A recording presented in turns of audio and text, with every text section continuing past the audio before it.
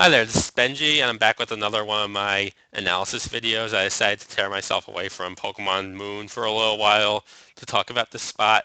If it looks familiar, it's because it's one of the situations for my Benji versus games. Um, I was playing this game against Tim Weiss, and this spot really just baffled me.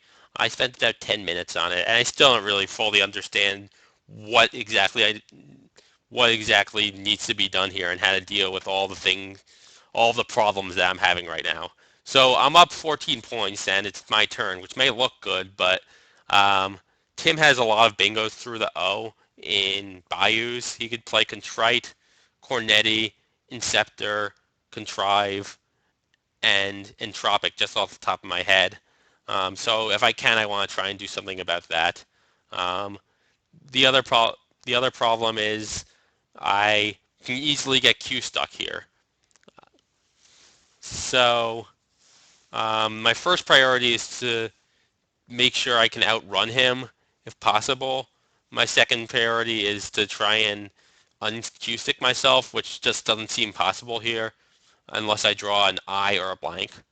Um, there is one tile that I could draw that can help me at least threaten a place to play the Q. If I draw the T, I threaten Cat and Tet at K4.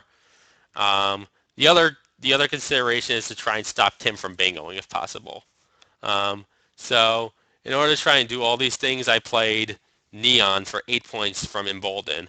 And the problem with this play is that it gives me a chance to play my Q if I draw an I or a blank, but it doesn't really help me if I draw a T. And there's a good chance that, and it doesn't really block all of the bingos. There are still a few that you could play from here.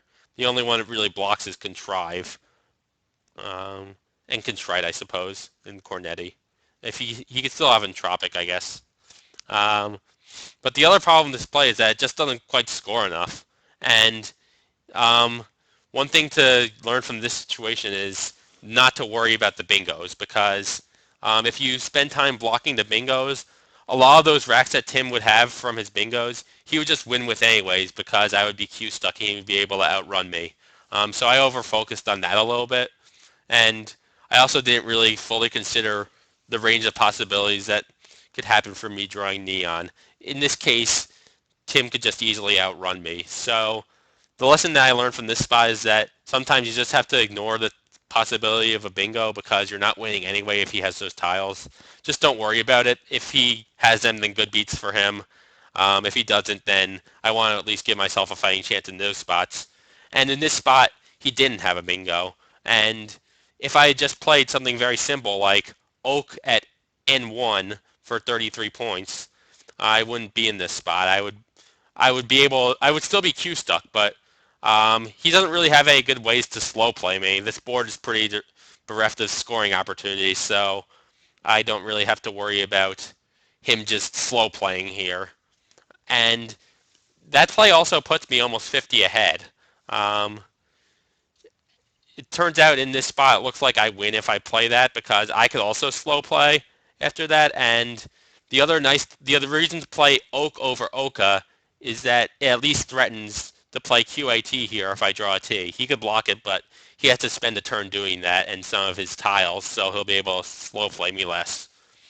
So as it turns out here, a pretty simple play was, I think, the best play. And I over focused on a lot of the things here, like the bingos through this line, which are just not really something I could be worrying about at this point in the game.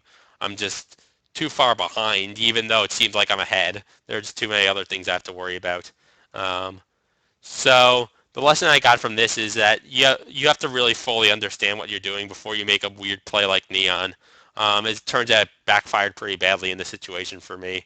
I just wasn't able to figure everything out in time. So I would have just been better off playing a very simple play like Oak at N1. Even Oka is better than this, even though it doesn't give me a chance to play QAT if I draw a T. So that's what I learned from this situation. I'm interested to know what you guys think of this spot. I think we talked about it a lot in during the video. A lot of people had different ideas, and it's really not clear. But I know that Neon was not the correct play. It's not quite as bad as it looks, but it's not good either. Um, Okay, that's it for this situation. I hope you were able to learn something from my ramblings about it. I know I wasn't the most coherent on this spot, but that's just because there's a lot to think about here. All right, I'll see you guys next time.